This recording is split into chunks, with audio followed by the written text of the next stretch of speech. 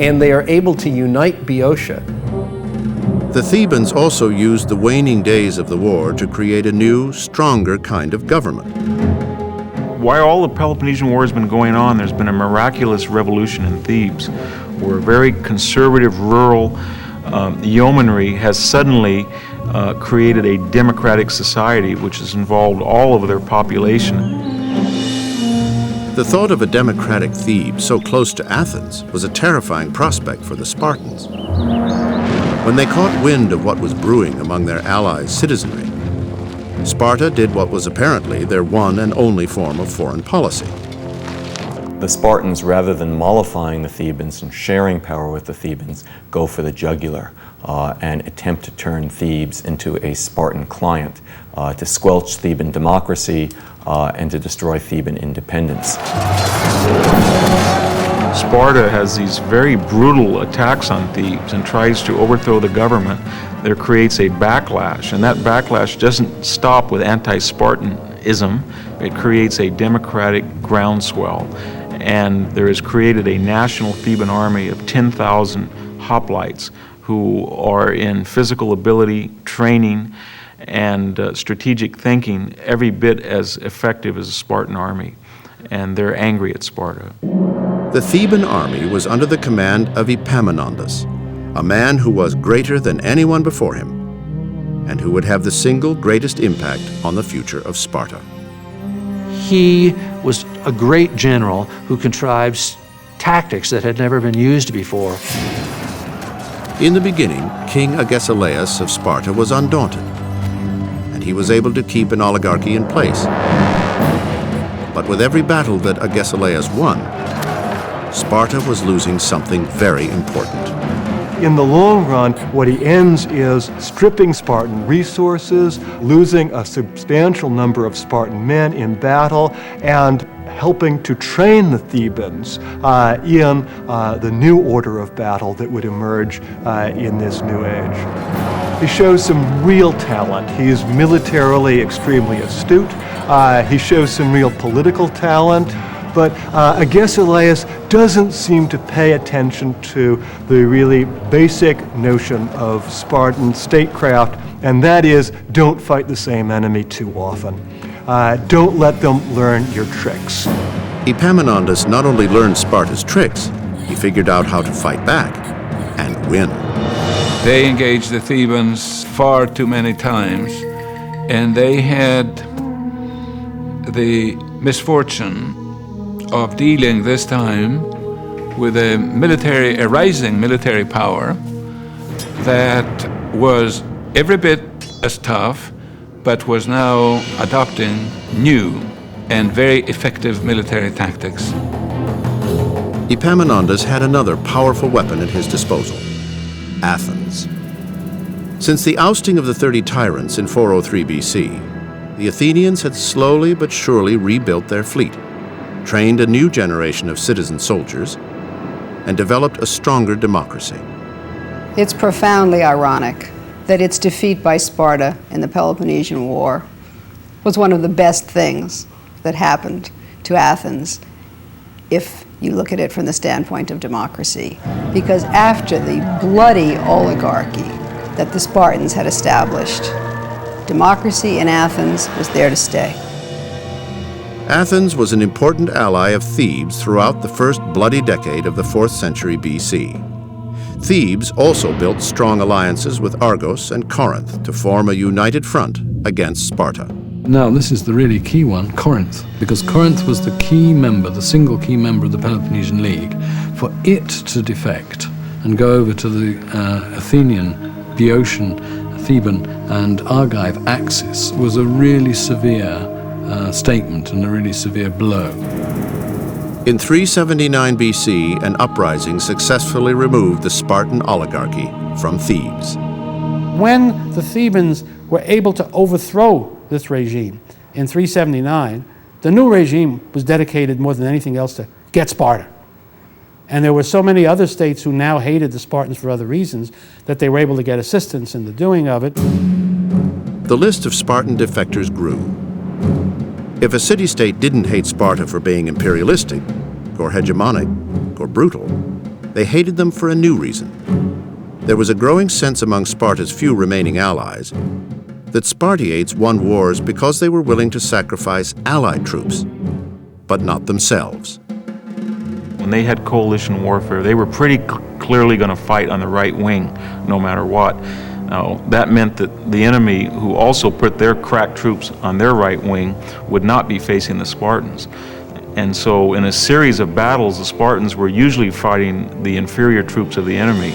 And often we see this strange series of events where allies that fight among each other have more tension than the enemy across the battlefield. So if you want to get rid of some of your suspicious allies, you put them on the left wing, and the Spartans were notorious for doing that. It was profoundly ironic that the city-state that was the most insular, the most anti-imperialistic, and the most unwilling to fight unless absolutely necessary, was now fighting all over the known world to maintain its control.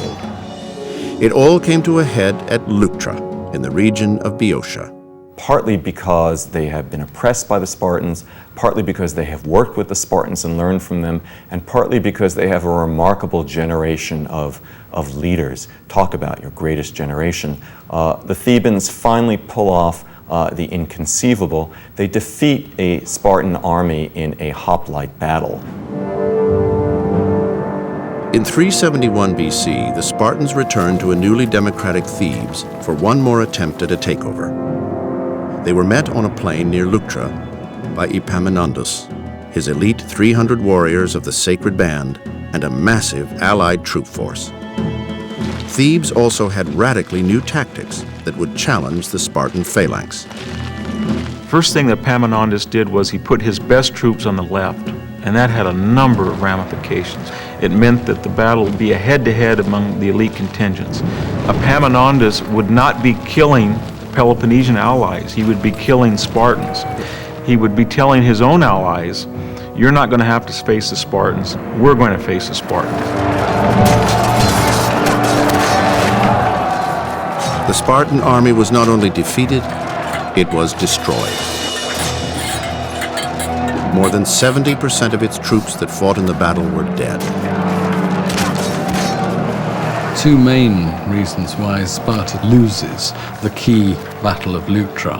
One is its inflexibility, the fact that it's unwilling to or unable to respond to innovations, for example, deepening the line, new special forces, new equipment, and so on. But the other is simply numbers. The Spartans don't have enough men anymore. They simply don't have the 9,000 men that they had been able to fight with in the Persian Wars. They don't have the 5,000 men that they fought with in the Peloponnesian Wars. They're down to a handful of full Spartans. The ones that are left fight well, there are just not enough of them. Epaminondas simply bowled the Spartans over. They killed 700 of them, which they could ill afford to lose, and they discredited the entire idea of Spartan military invincibility. And then most importantly, Epaminondas did not see that as the end of things, but as the beginning. After its defeat at Leuctra, a battered and demoralized Spartan army retreated to its homeland to regroup. It's a devastating defeat for the Spartans, but it needn't have been a death blow, and it wouldn't have been a death blow if the Spartan system had the reserves, if it had the flexibility, the resources to respond to defeat. It's an indictment of the Spartans that this is precisely what they don't have.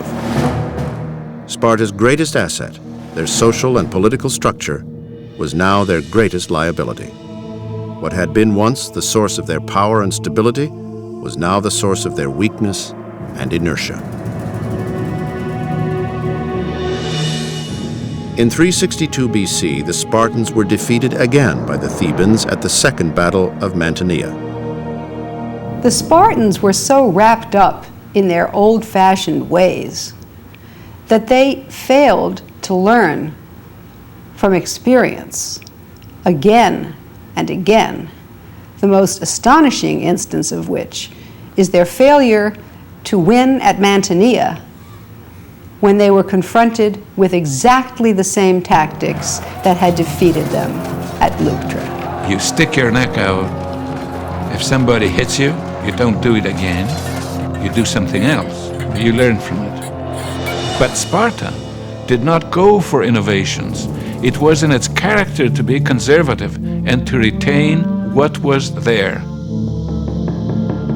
Not only had Sparta lost its edge in traditional hoplite battle, it was incapable of the kind of flexibility needed to meet the challenge of new forms of battle. Warfare has evolved into naval warfare, to siege warfare, and all those require different skills than just valor or strength. They require knowledge, they require science. Once a city-state says we're going to poison your water, or we're going to fight you at night, or we're going to use slingers or archers or javelin throwers, then the Spartan system starts to collapse. Warfare evolved, but Sparta did not. They continued the brutal practice of exposing unwanted infants and forcing young males to the trials of the agoge. Perhaps they're being too rigorous in weeding out genetically inferior persons. By 370, we're down to as few as 1,000 adult males. Ironically, the Spartan ideal of valor contributed to the decline.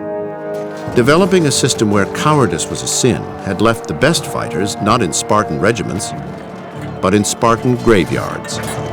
Definition of cowardice would not necessarily be the one that we would use. It would not necessarily mean running away. Sometimes it meant surviving in a battle where everybody else was killed. The assumption was if you were any good, you would have been killed too. The population decline was also the result of a Spartan birth rate that had been rapidly falling for at least a half-century. Surely those nocturnal escape visits, visited by punishment if one were discovered, couldn't have been all that frequent, must have discouraged the opportunities for producing children, and must have contributed to the infamous decline of Spartan population over time. If you want to have a vibrant population and you want to have women having children at 15, 16, 17, 18, which is necessary in the ancient world, given the prevalence of childhood diseases and the low survival rate of young kids, then it's a prescription for disaster. Although there was a desperate shortfall of elite warriors, the Spartan system was conspiring to decrease their ranks even further. Downward mobility was so easy, and upward mobility was virtually impossible.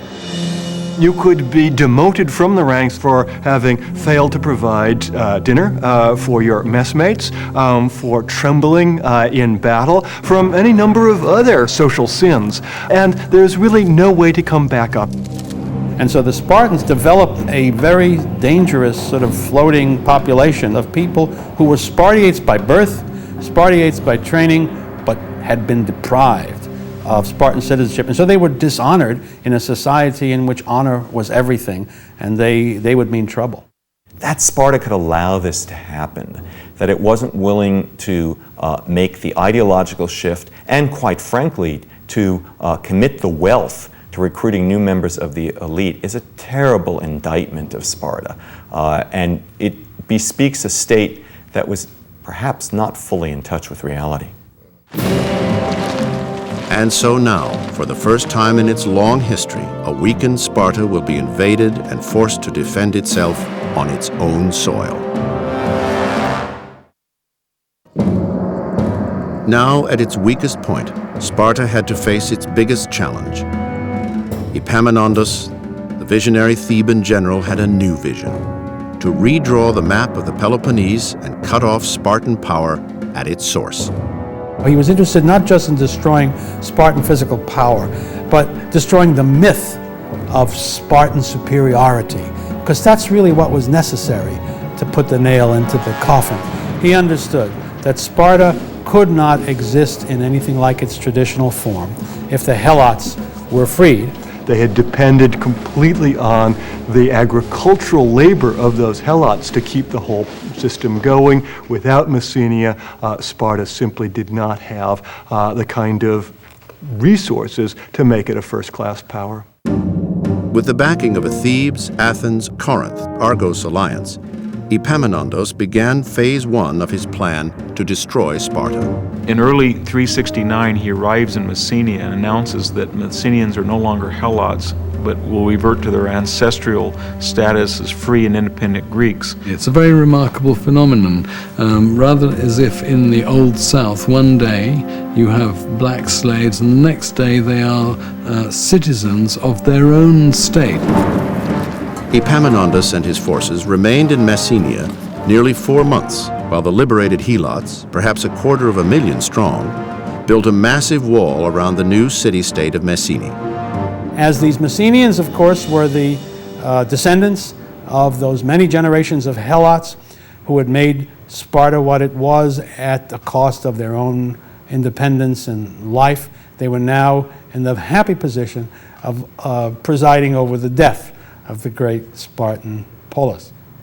The one thing the Spartans had been trying for centuries to prevent, the return of Messenian independence, is precisely what happens. And while the Helots built the walls of Messene, Epaminondas instituted phase 2 of his battle plan. Allied forces fortified a strategically key city to the north in Arcadia. It was called Megalopolis, literally in Greek, the Great City. Here was another strong, powerful city, fortified in the hands of people who had every reason to fear a resurgence of Sparta. They hem the Spartans in, and they ensure that never again can Sparta have the power that it once had. From that moment on, Sparta becomes a dinosaur. Epaminondas was now poised for invasion. He had the Spartans cornered, and he had 70,000 troops at his disposal. He was an absolutely brilliant man because through sheer moral authority, he created an army of retribution. First foreign army to be in the valley of Laconia in 600 years. The famous saying that in the 600 years no Spartan woman had ever seen the smoke of the enemy's fire, that ended.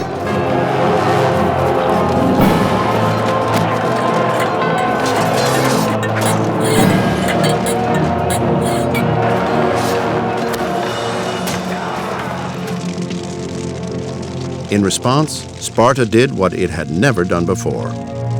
It retreated and resigned itself to becoming a second-rate power in the Greek world. The tide of history was against Sparta, the demography was against Sparta, the geography was against Sparta, and then its luck ran out when it met a man like Epaminondas. After the liberation of Messenia in 370 BC, Sparta would never again rise to the level of power it had once enjoyed in the Greek world. They fell from their own success. They had lived in a sort of a hothouse, hermetically sealed environment of self-reinforcing virtue, and they were not inoculated against the corruption and the temptations that they came into with success. While other city-states now claimed the spotlight, Sparta was a shadow of its former self and became a kind of living museum. In fact, during Roman times, it was a kind of Spartan theme park, where leaders like Hadrian might have come to observe the locals and admire their now quaint ways. The great historian Thucydides said that when future generations would look upon Athens, they would think that Athens was 10 times greater than it actually was, and that Sparta was 10 times smaller than it actually was. The Spartans had very little to parade before the world or to bequeath to posterity, because their houses were simple, their temples were simple. Once the power of Sparta dwindled, there would be very little left for people to look at. Whereas in Athens, it did not simply survive, it is there for the entire world to admire. But the Spartans did leave behind their legacy. And even before the smoke had cleared, Athenian thinkers resurrected the nobler aspects of Spartan society in their own city-states.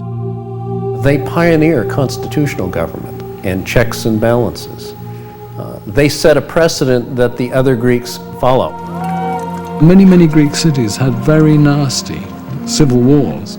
Spartans not. What was the secret? The ancients couldn't decide amongst themselves, as indeed we can't. Was it a democracy? Was it an oligarchy? Was it a bit of each?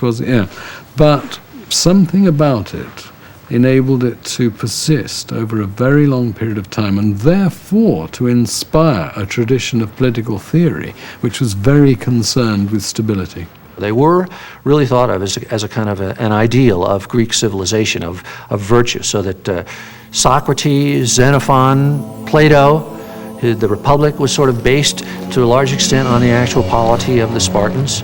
They were thought of as the way it should be.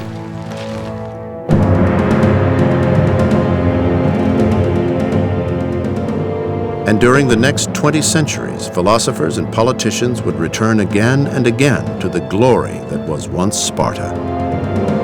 Sparta was idealized during the Italian Renaissance, and its oligarchic government, because of its alleged stability, was frequently put forward as a model for Venice. During the 18th century, in France in particular, people were positively in love with Sparta. Rousseau proclaimed that it was a republic of demigods, not men. During the French Revolution, many people wanted to die nobly, like Spartans.